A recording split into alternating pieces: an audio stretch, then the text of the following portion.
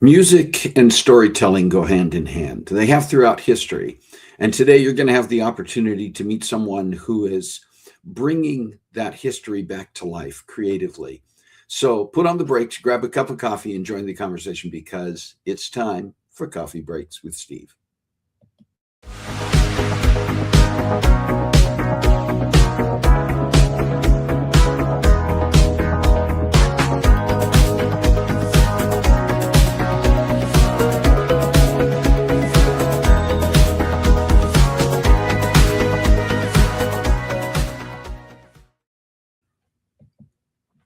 Welcome to Coffee Breaks with Steve. My name is Steve, and this is the show where we come together each week around our virtual coffee table to chat about interesting topics with amazing guests. If you're joining us for the first time today, welcome. And if you've been with us before, welcome back.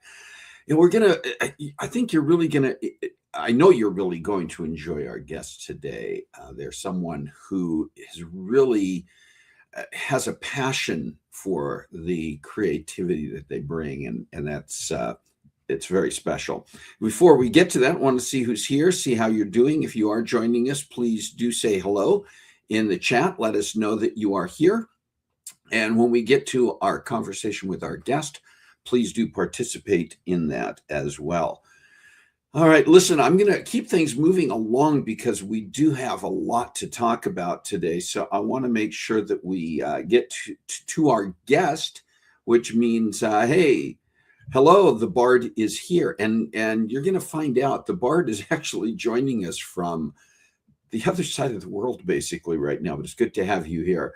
And if you also joining us today, please do make sure that you say hello in the comments. You can do that whether you are speaking with us on Facebook or YouTube Live. And if you're tuning in later on and watching this as a recorded episode, you can still make your comments in the chat. I want to get to our sweet and savory today. There's several things that I want to share with you and talk about a little bit. This last week, we had an opportunity, Carol and I had an opportunity to take Remy and Jameson, our two oldest grandsons, who are visiting us. They're in the kind of coming down to the final few days of their summer visit with us. Hi, Kathy. Hello, Jerry. Good to have you here. And one of the things that Carol and I have talked about for the last couple of years is that we know that those boys have been to the California coast. They live in California. They have family who live near the California coast. They've never been to the Oregon coast. We had an opportunity to take them to Cannon Beach, Oregon, which is one of our favorite coastal cities to go to, coastal towns to go to. And we had this, Carol had found this lovely inn one end of Cannon Beach, called the Inn at Cannon Beach. But it was very comfortable, very lovely place. It was sort of not cabins, because there were several rooms per building, but they were kind of gathered around courtyard areas where you could go out. There was a pond that was full of frogs, which you could definitely hear at night. And each afternoon, in one of the courtyard areas near the lobby, hi, Dee Dee, they would prepare and serve root beer floats. And the weather was very mild, so we had gotten our root beer floats and we were sitting out there. And near in the courtyard where we were sitting, there were a few bird feeders. And Jameson noticed that there was around one bird feeder that was near the place where they were serving the sundaes. There was one little like sparrow. I'm going to say it was a sparrow. That's what Jameson thought it was, a house sparrow, that was not necessarily scrambling off and flying away when people would walk near it. And it was the only one doing that. And my first thought was, well, is it injured or something? No, it would go up to the bird feeder, it would get food, it would fly back down. It was acting very normal, other than the fact it didn't seem alarmed by any of the people. So Jameson decided to see how close he could get. So he was kind of coaxing, and at one point he put some bird seed that had fallen to the ground on his hand. The sparrow eventually came over and actually took seed out of his hand. And then I want to show you what happened a few minutes later as we were watching and just kind of keeping an eye on what was going on with Jameson. Take a look at this. Carol.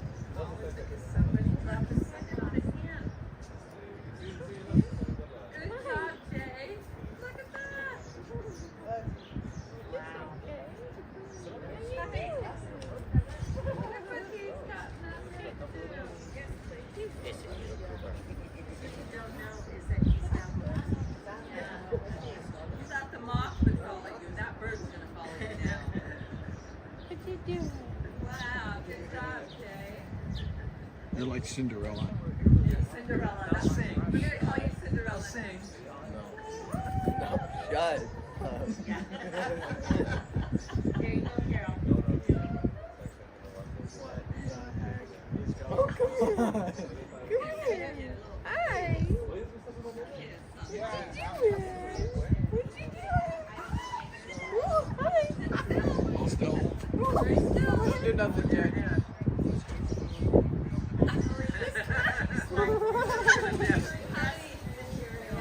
Jay, don't do nothing. Oh boy. Oh boy. Jay, don't move. Careful what you wish for. Hey, and the good thing is when they take off, they always spook before they leave.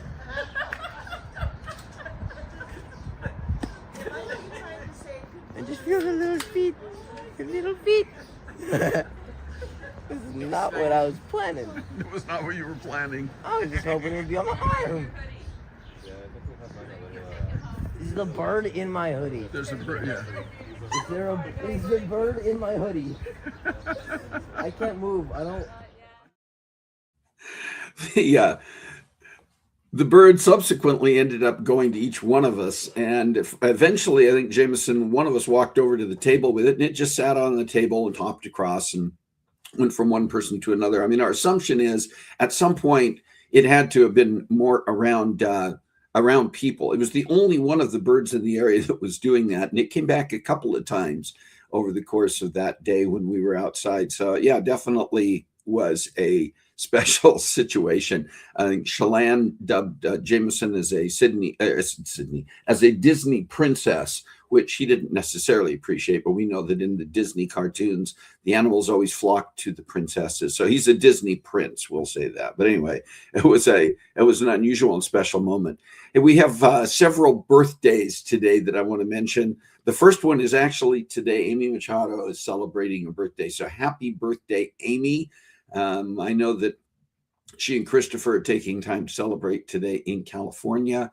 And Chelan is celebrating a birthday this week in a few days.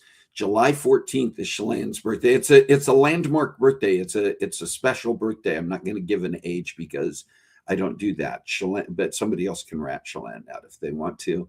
And then Jason Wheelock. Jason is celebrating a birthday this coming week as well on the 16th. So happy birthday to Jason. A couple of anniversaries this week as well. And one of them is ours. Carol and I are celebrating our anniversary tomorrow, 46 years together. Yes, that picture is from our wedding. And yes, that was the style back then. We don't need to, I mean, Carol looks beautiful. That's an ageless, timeless look. Mine is definitely 1980, but we'll leave it at that. Another anniversary this week. Not only is Chelan celebrating a birthday, but she and Dustin celebrating 15 years on the 16th this coming week. So happy anniversary to the two of them as well. Do you have a special day this week that I didn't get on our calendar, that we didn't get? I'll blame all of us, the production team, that we didn't get on our calendar? You can let us know that in the chat right now. And if you have a special day coming up, perhaps it's later in the month of July, perhaps it's later this year, and you just want to make sure we have it on the list so that in the right week, the proper week, we can celebrate that and acknowledge it with you, please send us an email at cbwsteve@comcast.net. And you can also go ahead and stick it in the chat. It's just I make sure I see it if it's in the email, though. That's going to be the best way to do it. Oh, my goodness. Yeah, it's a cool week. We still have a lot going on. It's been a busy last few weeks because we've had family in town. We still have a handful of things that we want to do this week while Remy and Jameson are still here, have family coming back into town to do a few things with us. But we have had a great time. We always create adventures and try to create adventures when we have family here, especially the grandkids. And we also do a lot of ice cream eating, go out to ice cream, because all great adventures in our family end with ice cream. And I want to just tell you briefly about our guest today, and they are here. The bard, Our guest today is known as the Bard, a musician, storyteller, and performer who is reviving ancient arts of mythology through music. After rediscovering a lifelong calling, they traded the piano for ancient Greek lyre, bringing Nordic legends and timeless stories to life for audiences ranging from intimate gatherings to concert stages. And now, please join me in welcoming our special guest, the Bard.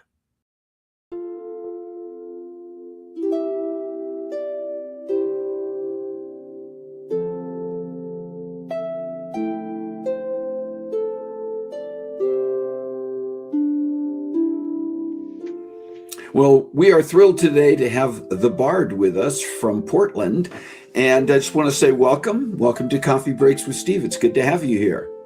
Thank you. I'm so happy to be on your show, Steve. It was great to meet you up in Spokane and great to connect like that. Well, I always trying to get the beginnings of journeys, and I wonder if you could just share a little bit about what first drew you toward ancient music, mythology, storytelling, and how that journey eventually led to you becoming a modern day bard. Yeah. I always had a really deep love of fantasy and mythology, and I had a really unique childhood. I was homeschooled for most of it. So for me, that meant I spent a lot of time alone, and I spent a lot of time at the library and down by the river reading my books. And, Tolkien, C.S. Lewis, those were some pretty instrumental writers for me that helped me to start being able to visualize these worlds that they created. And concurrently, I began to become interested in Greek mythology, Roman mythology, and to a lesser degree, Finnish and Norse mythology too. So, that kind of built a foundation for me that stayed in childhood for a long time until, in recent years, as I have began to, leave. I left my corporate job about 5 years ago, and I wanted to get back in touch with that really wild part of myself, because I knew that place of childlike wonder was where I could understand what my creative calling was. And that was a calling I felt ever since I was a young child. I discovered in this process that I wasn't only a singer, I wasn't only an instrumentalist, I wasn't only a poet, and I wasn't only a writer, and I wasn't only a theatrical performer. I was all of it, all at one time. And that's what a bard is in the ancient sense. We do it all in a completely immersive experience. Underneath your name is a title that says Founder, the Bardic Arts Revival. And I'm curious about what that means and what inspired you to become the founder of the Bardic Arts Revival. Yeah, absolutely. Well, this came about because as I started to do this work of mythology, I started to find a platform and support within the Portland Nordic community, particularly through the organization known as Nordic Northwest. I began to discover that no one had language for this sort of performance art anymore. I'd say, I'm a bard, and people say, oh, like Shakespeare? And that's a really understandable question, because the idea of what an ancient bard is has been, I believe, actually was actively repressed a long time ago by the church, because what the bards did is we were people who brought together communities. We helped people remember who we were as a culture. We helped ourselves to remember where we came from, what we believed in, what our ethos was. And those sorts of people were not the ones who would help to get people to conform to a new agenda. And so, when the priests came to Norway or wherever, they started to convert, to change the stories, to do as much as they could to, migrate the old pagan celebrations into Christian festivals and religious holidays, right? So there was this whole movement that happened. And so culturally, we've forgotten what being a bard means. So I thought, well, I'm going to name it. I'm going to name the genre that I'm both reinventing and rediscovering at the same time. And that's what I've called it, is Bardic Arts Revival, because part of my spiritual calling in this work, and it is a spiritual calling, is, well, I was given the idea of a lighted torch in the darkness. and I'm holding the torch, right? I'm a person who's holding the torch of what it is to be a bard. And there are other bards out there who don't know that they're bards, but they have the ability to bring these stories to life in their own way, from their own cultures, from their own stories on stage in a multidisciplinary performance. And when they see it, they'll know, and they'll say, that's me. I can do that. I can do it better, or I can do it in this way, and so that the Bardic Arts Revival is both a genre and a movement. When we're talking about mythology, Nordic mythology, etc., I think many people, because of television and movies, they picture Thor and Loki, what they've seen on screen. What do you see as some of the misconceptions about this mythology, and what would you like people to understand about the real stories? One of the things that's coming to mind for me is, because of the way that Christianity took over as much of the mythology as it could, and inserted itself into the broader consciousness as a more dominant spirituality. And I do want to take a moment to say I have many friends who are wonderful Christian people, and in no way am I denigrating their very real spiritual connection to their belief systems, and that it can't be a wonderful thing for them too. So I just might want to say that first. But as far as the dominating, cruel approaches that were taken in the old days against those who were different, that's kind of the vein of Christianity that I speak of. But part of the ways in which they changed mythology was to go into a binary of good versus evil. And that can really, if you look at Hollywood and kind of how they portray some of the mythology, there can be a good versus evil thing, that a trope that goes on. But when you read the ancient stories, it's not that simple. It's much more about chaos versus order. And this actually goes both for Norse mythology, and then I don't know Finnish mythology as well, but I'm learning, and it seems like there are some similar themes there. And you can see where there are differences between one story to the next, where you can start to pick out where the Christian themes modified the stories. So, Loki isn't just evil. Loki isn't evil. What Loki is he is a balancing pendulum. Is that when the balance goes from too far from one side to the next, Loki flows in there. He's like water, and he rebalances that pendulum back to center again. But it's very uncomfortable. It's he's a trickster figure, and you see that trickster figure played out, such as Coyote in the Native American stories, for example. And there are many trickster figures. Oh yeah. But yeah, Loki's one of my favorites. And I actually wrote a little poem about him. I shouldn't say a little poem. I wrote a poem about him, if you would like to hear it. I would love to hear it. I think we would all love to hear it. Okay. It's called The Lay of Loki. Loki, clever-like, sets his snares. Perfidious and petty, the folly of the gods, his to reveal. For days on days he sets his schemes and settles into wait. With wit unmatched and cruelty keen, too slippery to take. The gods grow nervous, and rightly so, when Loki comes around. With endless tricks and sneakery, his madness knows no bounds. Sneaky is as sneaky does, and does he ever do it? Thor, his favorite target and tool for ultimate satisfaction. Brutal, bitter, clever being, he giveth to the gods a sting. When they get too proud, when they get too loud, balance he the pendulum swing. Ooh, that's good. Is that a standalone poem? Is that one that you have put to music? That poem was a part of my first ever mythological performance titled The Humbling of Thor, which is a one-person original show. I do weave together ancient stories along with my own original storyline, and then my own poetry and music as well. Though I do quote some of the ancient poems as well in there. So yeah, that one is original, and it was originally part of that show. When we talk about music, you play the Greek lyre.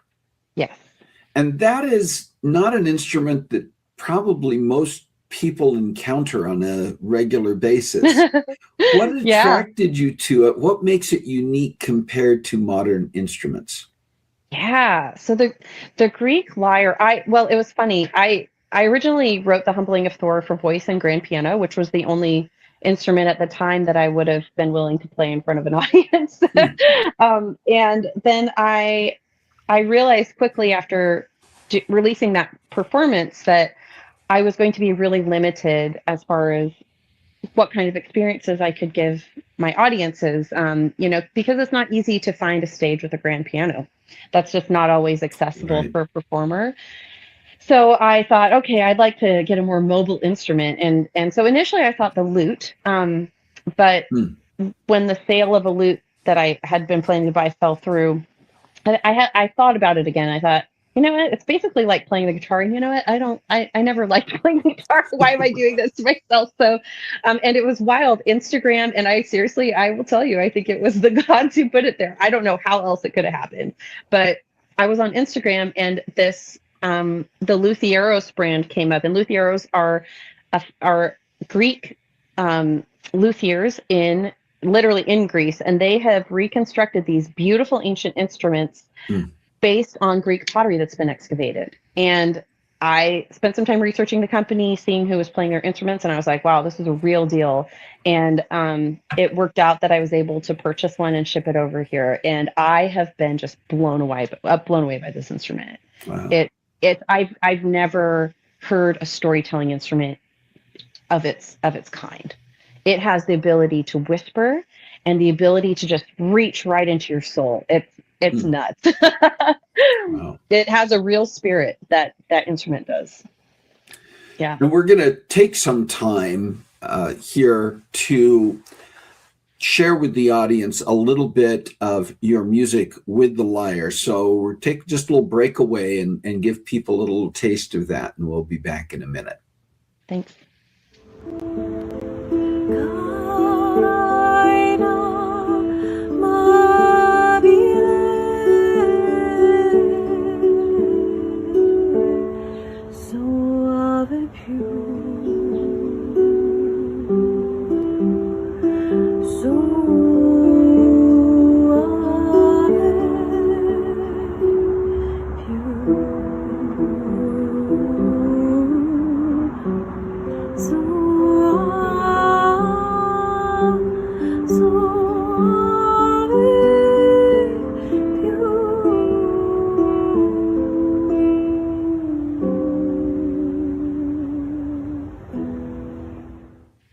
Throughout history, you were talking about the storytelling aspect, and music and storytelling very often go hand in hand. And curious from your perspective, what makes music such a powerful vehicle for preserving and for sharing stories? What a great question. The first thing that comes to mind is that music is a vehicle for memory like none other. I mean, how many of us have had the experience of hearing a childhood lullaby or song, or, a song that we heard in our teens, and it suddenly brings us back right to the scene where we first heard it, right? And we go, oh my God, I forgot about the song, or I forgot about that moment in time or that person I was with, right? And it has this power to evoke within us. And music is a language unto itself. It is not the words that make music, it is music itself. This is something I found really interesting. There's a physicist around the turn of the century named Alfred Whitehead, I believe his name was. And he had this concept called eternal objects. And eternal objects were things that exist but are not perceptible until they're utilized. And so, for example, musical notes are a great example of this. You and I are sitting here talking, we can't perceive the presence of music, but as soon as I sing, ah, it's there, right? Here's the Right. music is with us. Those musical notes exist whether or not I sing them, or etc. So when we activate these eternal objects, these core fundamentals of reality which always exist, it's as fundamental as DNA. Mm. It's as fundamental as DNA. And something I like to say is that mythology lives in our bones. Mythology is our DNA, because, well, in some spiritual traditions they say that the archetypes that are revealed within mythology come from the earth itself, which is why so many different traditions around the world have so many similarities. It's like, how did the Akkadians and I'm just pulling names out of the hat here, and then the Mayans, right? How do we, across the vast expanse of an ocean, have so many similar figures in our mythologies? It doesn't make any sense until you go back to what is the one thing that we have in common. It's the earth we stand on. And these, and the ancient bards, they were mystics. They went into another space, and they just like Albert Einstein, right? Any of the great geniuses of time will say, I went and I got my ideas from out there and I brought them here. And the bards did the exact same thing. And so the music was a big part of that. When you look at music, for example, from Kalevala, which is the Finnish national epic, it's their collection of mythology stories, which were derived from ancient folk songs called the runolaulu in the eastern side of the country. And these are compiled into songs, but they have been passed down for thousands of years. Like the memory that is associated with songs, it makes it an ideal vehicle to carry down lore and knowledge. Like I was telling a friend today, I'm going to go to Finland, right? And I'm going to be studying these ancient folk songs, the runolaulu, which I'm very excited about. And they said, well, maybe you'll be doing some performances in Finland. And I said, I have so much respect for this, and I am a little bit nervous performing Finnish material for Finnish people. And the reason is because Finland was occupied a couple of times by the Russians and then by Sweden.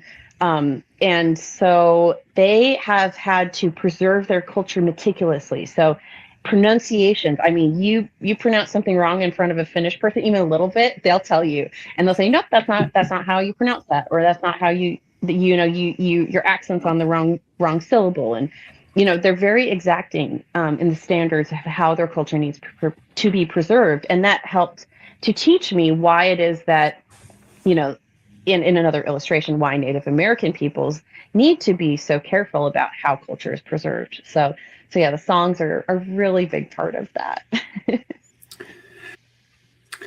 You talked a little bit about seeing the response from people, and I wondered what you have observed about people who are drawn to the kind of music and the kind of poetry that you share, and that storytelling. What do you find when you observe in the room, or when they come up and talk to you afterwards? What connections are they seeking? Yeah, that's such a good question. This is one of the revelations that I received, actually, was that I wouldn't have expected this. I didn't know what to expect. I had nothing. I had no expectations. But the demographic who by and large has been the most gripped by the work. Now children and teens also, and young adults also them.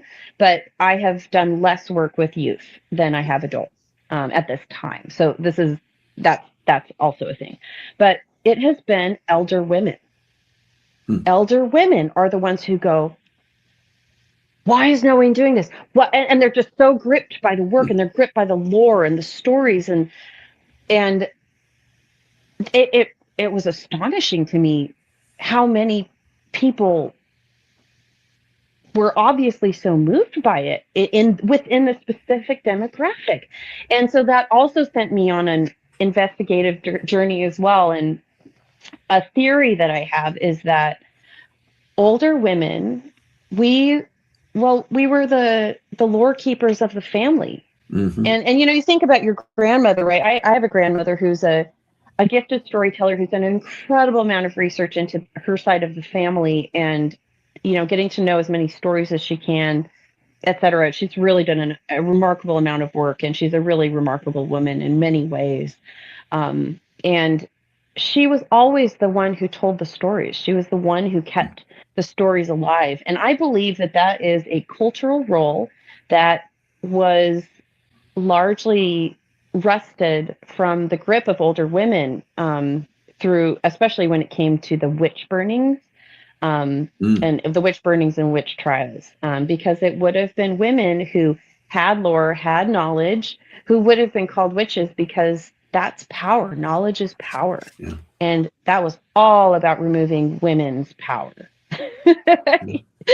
And I think that, and then it became unsafe. So certainly there's still people who knew some things and shared it quietly and in secret, but it largely disappeared from the public awareness, I think. And it hasn't come back. As we are getting ready a little bit here, what are some of the projects or adventures that are next for you? Yeah. Oh man, there's a whole new frontier. I'm just peeking through the crack of the door right now. And I first just want to say I have been gifted the support and wisdom of so many wise people who have just cared about me as a person and who didn't want anything in return, but people in the music industry, people who are spiritual. There were just so many people who've helped me along the way, and also the Nordic community in Portland, especially the Finnish community, but really just largely and Nordic Northwest too. They've given me a platform and support to be able to launch. My first ever professional performance was to 150 people. Like, wow. That's the first ever thing I ever did professionally. So, yeah. I just really want to just express my deep gratitude, because no artist stands alone. And that's something I like to say a lot. And I think it's important to say. Mm-hmm. Like I said, I'm traveling to Finland for the entire month of July. I'll be studying the runolaulu, the rune songs or poem songs from Finnish Karelia, the eastern region of the country. And I'll be learning more about the poetic meter that Kalevala was written in as well. It's very specific, and it's pretty incredible, and also complicated. So I'll be studying that in my personal time. I'm also writing a new theatrical production, which has yet to be named, but it's another one-person bardic performance. And it's set within Finnish mythology, although I will be pulling in elements of Russian and Welsh mythology into it as well. But that performance will be premiering at Nordic Northwest around the end of March in 2027 for World Kalevala Day. I'm excited about that. And then I have a full-length concert experience that I'll be sharing on September 11th at Nordic Northwest as well when I come back. And that show is titled The Bard Return from Northland. So I'll be sharing some stories from my travels in Finland, what I learned. I'll be sharing new music that I'll have written there. I'll be playing the kantele, which is the Finnish national instrument. It's an ancient instrument that's named in the mythology, just like the Greek lyre is named within Greek mythology. Mm-hmm. And I just don't feel right about playing an instrument like that until I go to the country and get to play it there. So, wow. So I had a local luthier master craftsman helped me create a travel size kantele. So I'll be getting to play that out in nature and spend time with it as I write the music and write the story. Just getting to know the community. Finland is known as the happiest country on earth. So mm-hmm. I'd like to know some of their secrets, whatever they are willing to share with me. Yeah. And I'll be sharing that at the show as well. So.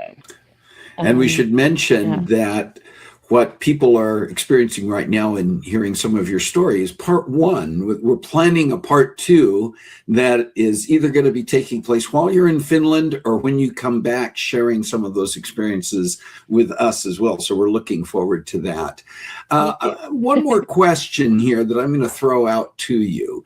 If you could sit down over a cup of coffee with one bard, one storyteller, one historical figure, or even a mythological character from the past, who would it be, and what would you most want to ask them?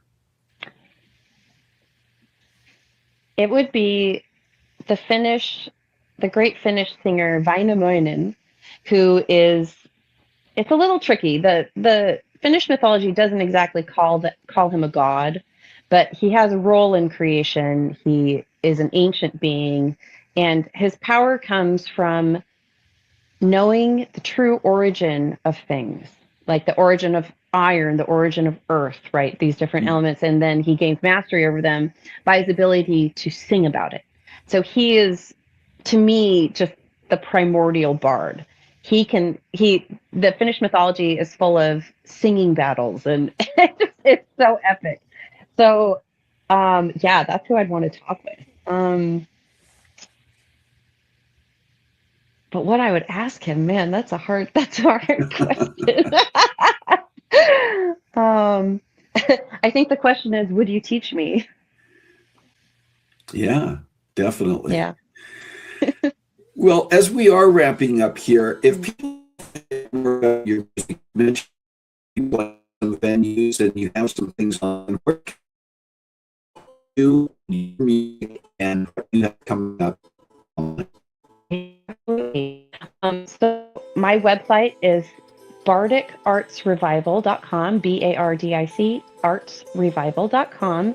And then on Instagram, that's a great place to find me. I keep things pretty updated there. And it's Bardic Arts Revival Official. So that's where you can find me on Instagram. So those are really great ways to stay in touch.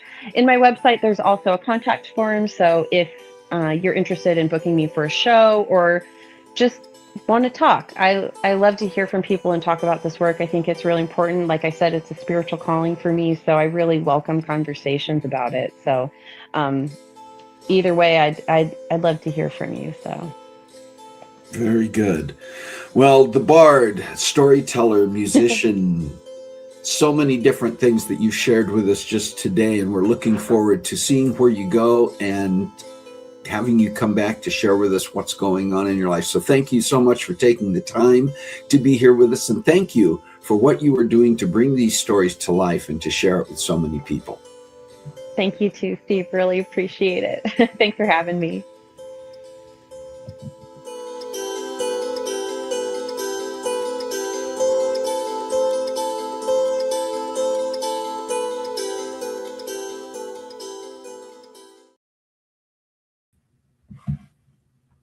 All right. Cool conversation, right? I mean, I think just seeing some of the comments, tremendous amount of just awe and respect for what the bard shared with us, what they're doing. And I could tell that there was a lot there where people are looking forward to the follow-up. Also, it looked like somewhere toward the end there, we had a little bit of a glitch in the stream. So hopefully that didn't interfere with anybody too severely. Let me know if that was a problem for you, if it dropped your connection, so that we know just for follow-up on that and can check into it. Anyway, thank you to the bard. Thank you, Casey, for taking the time to join us, to be here. And I am looking forward. We have not yet recorded the follow-up. I know that they are in Finland right now, as was mentioned in the comments. And we will be working on getting that arranged. But I do want to share with you what is coming up on Coffee Breaks in the next few weeks, as we do have some things scheduled, planned, working on, either have already put together or putting together right now.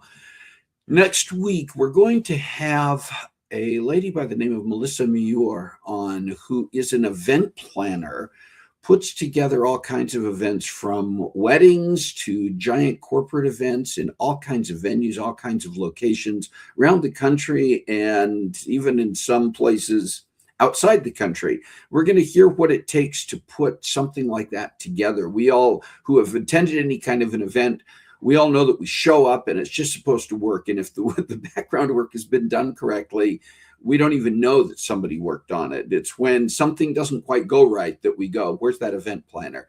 But Melissa's going to tell us about the backstories behind it, but what makes an event great and how she got into this. It's a cool story, and you'll want to be here for that. And then, as some of you know, here a few weeks ago, we were actually in a situation in our home where we got an evacuation notice.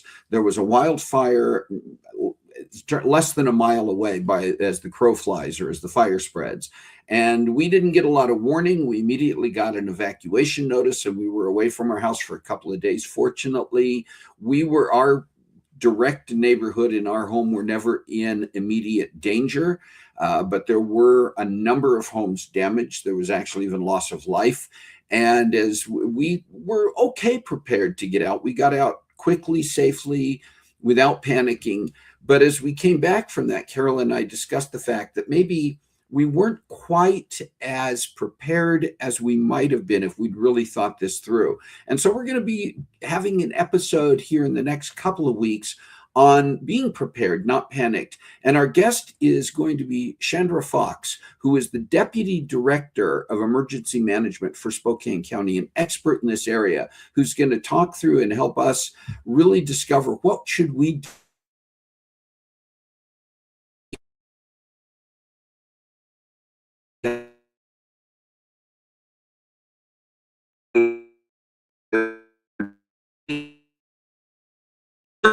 to shelter in place.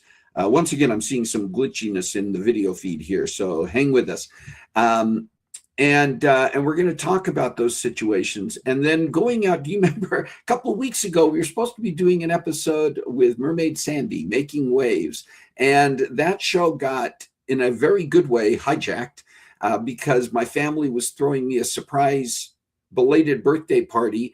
And that became the live stream, was my being spirited away toward that party. We did not have the opportunity to share the conversation with Mermaid Sandy. So we've got that one coming up on August 1st so that we finally get to hear from her. And it's a great story. You'll want to be here for that one too. What are the topics you'd like to discuss? Who are the guests you'd like to see? You can email us at cbwsteve@comcast.net to share your ideas. We love to have them. And we have little prizes, little rewards if your idea, your guest, does end up being something that we're able to put together for the show. A reminder that we do have a YouTube channel. Some of you are tuned in there today or going back later to watch. If you're not already a subscriber, please subscribe to that. Watch and like our videos. That will help us get that out visible to more people who may want to hear from the Bard, who may be inspired by people like the Bard. If you are already a subscriber, share the YouTube channel with others in your community so that we can spread the word and get those out there. I'm not looking to become famous, but I think our guests and our stories and our topics are worth sharing with a much larger audience. So you can do your part to help get that out there. The last tip, I just want to tell you, each month, Coffee Breaks with Steve is highlighting and actually promoting a nonprofit organization that we see is making an impact. And we've had a couple over the last couple of months. This month, we want to bring attention to what I call the little engine that could. It's a smaller Humane Society organization in California, Valley Humane Society. We've had the executive director from Valley Humane Society on the show before. You may remember meeting Melanie Sadek, who is the executive director, and what they have put together, what they are doing as an example of what well-constructed, well-managed and organized animal welfare programs are doing is inspirational. And so I really want to encourage you to consider, maybe you want to look for a different one in your area, that's great. But take the time to go out to Valley Humane Society's website. That's www.valleyhumane.org. They are a worthwhile organization, and I highly recommend and commend them for the work that they are doing. Again, a little engine that could. Their history was one of struggling to get where they're at, but they are very, very capable, and the credit goes to Melanie and her staff and their board. But take the time to check out what they're doing. In the next few weeks, we'll be sharing a little bit more about them, and even sharing a little bit about the story that we captured before when Melanie was a guest on this show. All right, listen, we are at the end of our time. I once again want to say thank you to the Bard for being here, and just want to wish you continued success, Casey, in Finland, as you continue to learn, as you continue to engage, as you continue to find out more about Finnish culture and the myths and the history of that lovely place. Thank you so much for being here. We're looking forward to your next time with us. Thank you to all of you. And remember, whether it is someplace like Valley Humane Society, whether it is reaching out through the talents that you have been given, whether it's the type of creativity that the Bard shows or something else, we all have things that we can do. We all have passions. We all have a voice. We all have hands and feet that can move to do things. So please find a way to make a difference in your world this week. God bless you. Have a great week. We'll see you next time on Coffee Breaks with Steve.